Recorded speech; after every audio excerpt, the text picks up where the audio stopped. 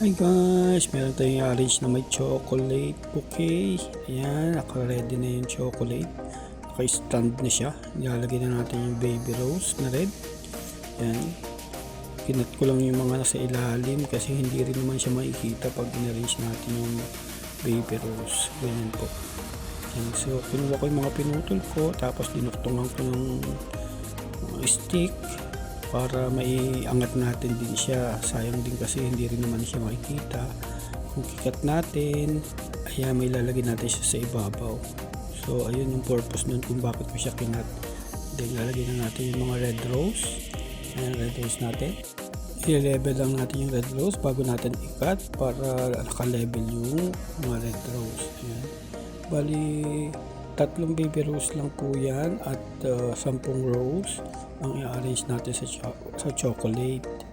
Kaya nagkakahalaga po siya ng 225 kasi yung rose niya ay 100 at yung chocolate niya ay 125. So yung pag-arrange ay wala na pong bayad. Yun po ang presyo ng ating flower ngayon. Yan na po, nakita nyo po yung itsura ng i-arrange natin. Nalagyan natin ng tape para mapagkakapitan tayo ng gift wrap natin. Ayan. So niready na natin yung gift wrapping paper natin. Ayan, pwesto na po natin. Pa-triangle na rin po kasi po pabilog na naman po yung rose na design na ginawa natin. Ayan. So tuloy-tuloy lang po yung pagtitape doon sa nilagay nating tape. Ididikit lang natin yan. Ayan, tuloy-tuloy nyo lang po yung pag-tape natin yan. Ayan, tingnan nyo lang po yung spacing ninyo ng gift wrap para po pantay po lahat. Ayan, ganyan na po kadali mag-arrange ng bouquet na may chocolate. Madali lang naman siya matutunan kung lagi nyo mapapanood yung mga pag-arrange natin. Then i-cover din natin yung gitna. Ganyan lang po yan. Ganyan lang po pag-cover nyan.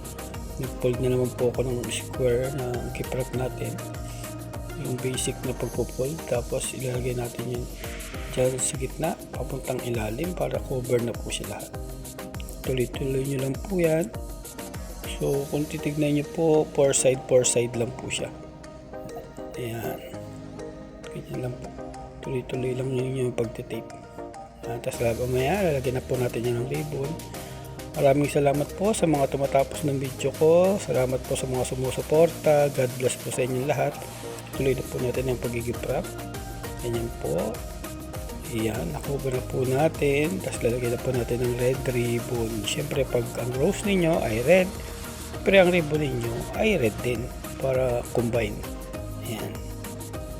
Ayan, pinubuhol ko na din. Lalagyan na natin ng bow.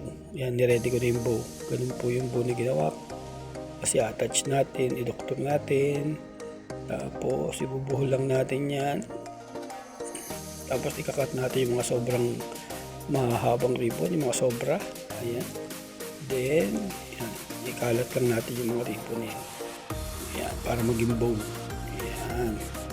Maraming salamat po sa inyo muli sa mga tumatapos ng video ko. God bless po sa inyong lahat. Thank you.